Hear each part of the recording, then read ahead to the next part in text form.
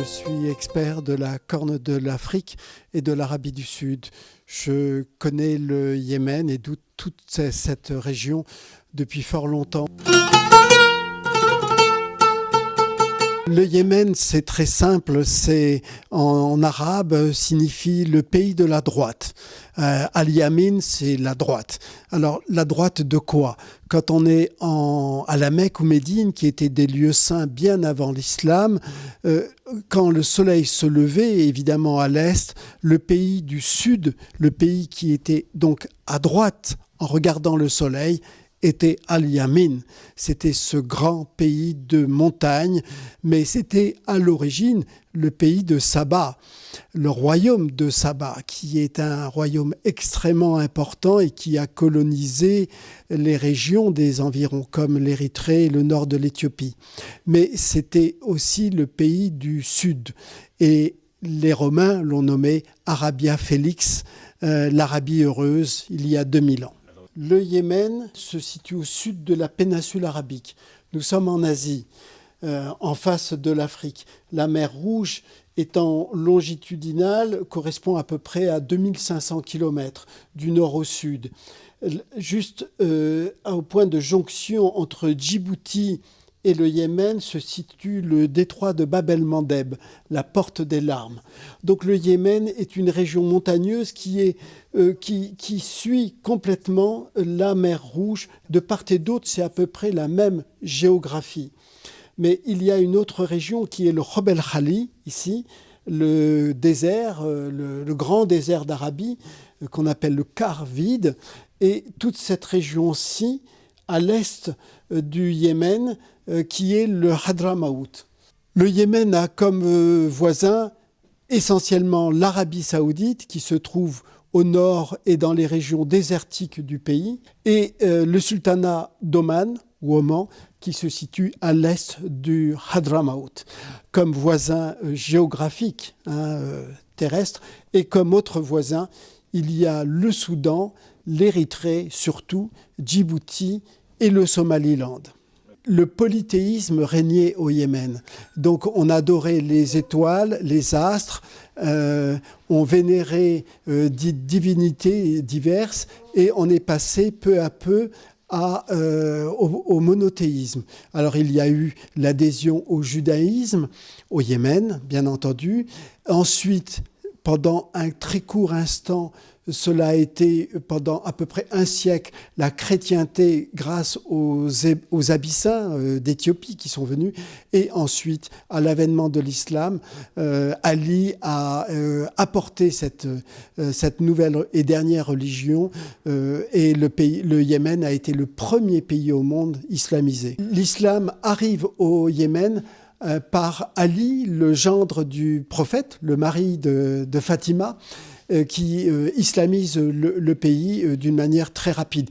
Le Yémen fonctionne d'une manière tribale, clanique, selon différentes régions. Il y a principalement deux obédiences, sunnites et chiites, que l'on nomme au Yémen chaféites et zaïdites. Zaïdites au nord et chaféites au sud, avec quelques branches différentes, comme la branche ismaélienne, par exemple. Donc il y a des tribus qui règnent dans différentes régions, qui sont des régions montagneuses ou de hauts plateaux, ou dans les vallées, ou dans les régions côtières. Et généralement, jusqu'à une époque toute récente, on s'entendait très bien au Yémen.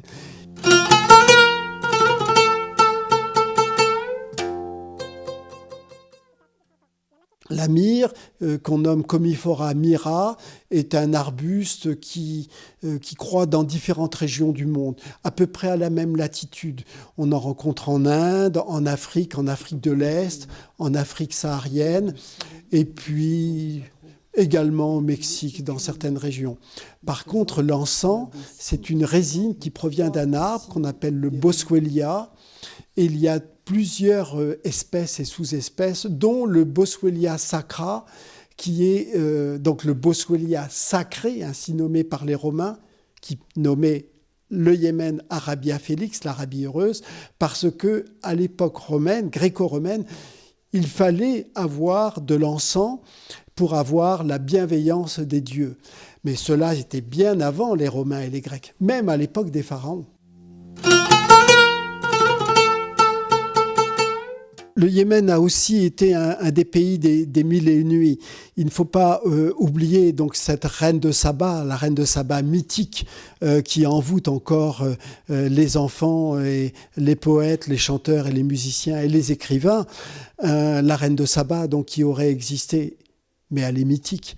Elle fait partie de l'histoire dans la Bible, mentionnée dans le Coran et dans tant d'ouvrages.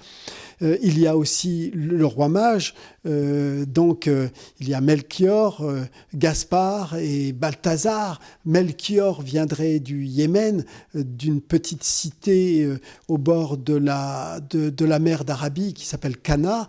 Et puis, bien sûr, tout cela, avec cette route de l'encens et de la myrrhe, a envoûté les explorateurs et les voyageurs. Bien plus tard, il s'agira d'Arthur Rimbaud, qui ne viendra pas faire de la découverte. Il fera de l'exploration, mais surtout du commerce pendant les 11 dernières années de sa vie.